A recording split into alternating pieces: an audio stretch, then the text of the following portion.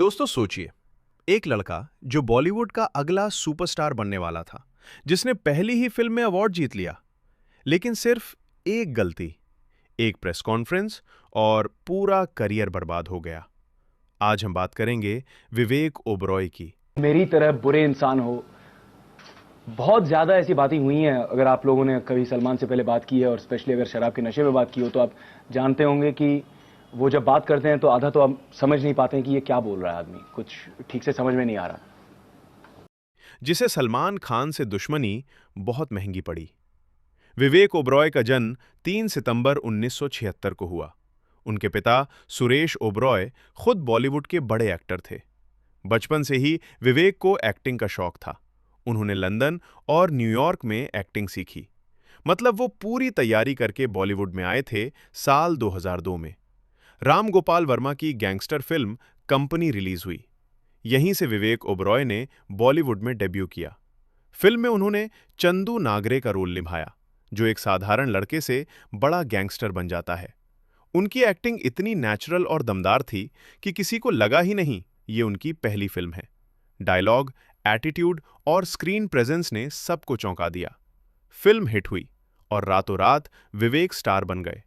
उन्हें best debut award मिला और हर तरफ बस एक ही नाम था, विवेक ओबरॉय। कंपनी की जबरदस्त सफलता के बाद विवेक ओबरॉय रातों रात स्टार बन गए। हर डायरेक्टर उन्हें अपनी फिल्म में लेना चाहता था। फिर आई फिल्म साथिया। ये एक रोमांटिक फिल्म थी, जिसमें विवेक का बिल्कुल अलग अंदाज देखने को मिला। जहां कंपनी में वो गैंगस्टर थे, वहीं साथिया में एक मासूम और प्यार करने वाला लड़का। लड़कियों के बीच उनका क्रेज बढ़ गया। फिल्म के गाने सुपरहिट हुए और विवेक की इमेज एक चॉकलेट बॉय हीरो की बन गई। लगातार हिट फिल्मों के बाद लोग कहने लगे, ये लड़का बॉलीवुड का अगला सुपरस्टार बनेगा। उनका करियर तेजी से ऊपर जा रहा था, लेकिन उन्हें नहीं पता था, जल्द ही उनकी जिंदगी में एक ऐसा तूफान आने वाला है जो सब कुछ बदल देगा। साथिया की सफलता के बाद विवेक ओबरॉय का करियर आसमान छूने लगा था। उन्हें बड़ी बड़ी फिल्में मिलने लगी। मीडिया उन्हें बॉलीवुड का फ्यूचर सुपरस्टार कहने लगा। इसी दौरान उनकी मुलाकात हुई ऐश्वर्या राय से। दोनों साथ में फिल्म कर रहे थे। धीरे धीरे दोस्ती प्यार में बदल गई। हर जगह दोनों साथ दिखने लगे। Party, event, award show, media में उनकी लव स्टोरी छाने लगी। लेकिन यहीं से असली मुसीबत शुरू हुई, क्योंकि ऐश्वर्या पहले सलमान खान को डेट कर चुकी थी और सलमान उस वक्त बॉलीवुड के सबसे बड़े स्टार थे। उनसे टक्कर लेना आसान नहीं था। विवेक को शायद अंदाजा नहीं था कि यह रिश्ता आगे चलकर उनके पूरे करियर की सबसे बड़ी गलती साबित होगा। ऐश्वर्या राय से रिश्ते की खबरें फैलते ही माहौल बदलने लगा। कहा जाता है कि सलमान खान इस बात से काफी नाराज थे। फिर एक दिन विवेक ओबरॉय ने ऐसा कदम उठा लिया जो शायद उनके करियर की सबसे बड़ी गलती बन गया। उन्होंने अचानक प्रेस कॉन्फ्रेंस बुला ली। पूरे मीडिया के सामने उन्होंने कहा कि सलमान ने उन्हें फोन पर धमकी दी, गाली दी और जान से मारने की बात भी कही। ये खबर आग की तरह फैल गई। पूरे बॉलीवुड में हड़कंप मच गया। लेकिन बॉलीवुड की सच्चाई ये है, यहां लोग दुश्मनी मोल नहीं लेते, खासकर इतने बड़े स्टार से। धीरे धीरे प्रोड्यूसर्स और डायरेक्टर्स ने विवेक से दूरी बनानी शुरू कर दी। जो लोग पहले उनके घर लाइन लगाते थे, अब फोन उठाना भी बंद कर दिया। और यहीं से शुरू हुआ विवेक ओबरॉय के करियर का डाउनफॉल। प्रेस कॉन्फ्रेंस के बाद विवेक ओबरॉय की जिंदगी पूरी तरह बदल गई। जिस इंडस्ट्री में लोग उन्हें अगला सुपरस्टार कह रहे थे, वही लोग धीरे धीरे उनसे दूरी बनाने लगे। बड़े प्रोड्यूसर और डायरेक्टर उन्हें फिल्मों में लेने से कतराने लगे, क्योंकि कोई भी सलमान खान से दुश्मनी मोल नहीं लेना चाहता था। इसके बाद उनकी कई फिल्में रिलीज हुईं, लेकिन ज्यादातर फ्लॉप साबित हुईं। जो हीरो पहले हिट पर हिट दे रहा था, उसकी फिल्में अब बॉक्स ऑफिस पर चल ही नहीं रही थी। दर्शकों का भी ध्यान उनसे हटने लगा। धीरे धीरे हालत ऐसी हो गई कि विवेक को साइड रोल और छोटे किरदार मिलने लगे। कभी लीड हीरो रहने वाला इंसान अब दूसरी लाइन में खड़ा नजर आने लगा। बॉलीवुड में उनका नाम कम होता गया और नए स्टार्स आगे निकल गए।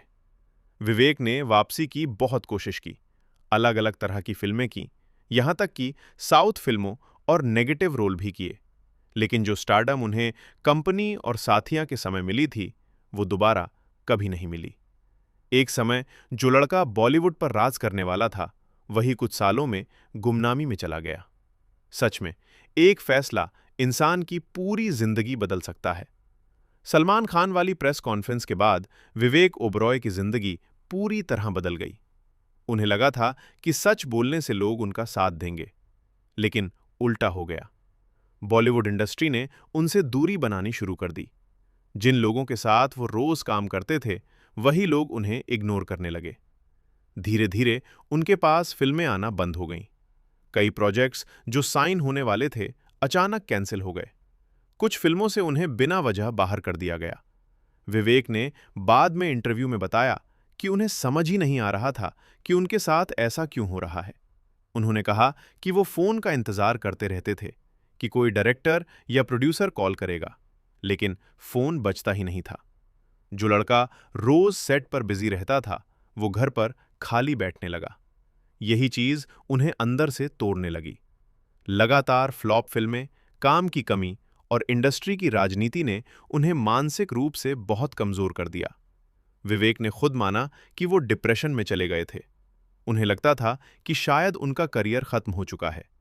कई बार वो अकेले बैठकर सोचते थे कि उन्होंने ऐसा क्या गलत कर दिया। उन्होंने ये भी कहा कि सलमान से पंगा लेना उनके करियर की सबसे बड़ी गलती थी, क्योंकि बॉलीवुड में ताकतवर लोगों के खिलाफ बोलने का नुकसान भुगतना पड़ता है। लोग उनके टैलेंट से ज्यादा उनकी कंट्रोवर्सी को याद रखने लगे। काफी सालों तक करियर डाउन होने के बाद विवेक ओबरॉय ने एक बात समझ ली थी कि अगर बॉलीवुड साथ नहीं दे रहा, तो जिंदगी यहीं खत्म नहीं होती। उन्होंने खुद को टूटने नहीं दिया। धीरे धीरे उन्होंने अपने आप को संभाला और सोच बदली। उन्होंने फैसला किया कि सिर्फ फिल्मों पर डिपेंड नहीं रहना है, इसलिए उन्होंने बिजनेस की दुनिया में कदम रखा। विवेक ने रियल एस्टेट, कंस्ट्रक्शन और कई स्टार्टअप्स में इन्वेस्ट करना शुरू किया। कुछ ही सालों में उनका बिजनेस तेजी से बढ़ने लगा। आज उनकी खुद की कंपनियां हैं, करोड़ों का टर्नओवर है और वो एक सक्सेसफुल बिजनेसमैन भी बन चुके हैं। कई रिपोर्ट्स के मुताबिक उनकी नेट वर्थ सैकड़ों करोड़ तक पहुंच चुकी है। यानी जहां लोग सोच रहे थे कि उनका करियर खत्म हो गया, वहीं उन्होंने दूसरी फील्ड में नई पहचान बना ली। फिर उन्होंने धीरे धीरे फिल्मों में भी कमबैक किया। Shoot out at Lokhandwala, PM Narendra Modi biopic और कई वेब सीरीज में काम किया। अब वो पहले जैसे स्ट्रगल वाले एक्टर नहीं, बल्कि अपने दम पर खड़े इंसान हैं। सबसे अच्छी बात यह है कि विवेक ने कभी किसी के खिलाफ बुरा नहीं बोला।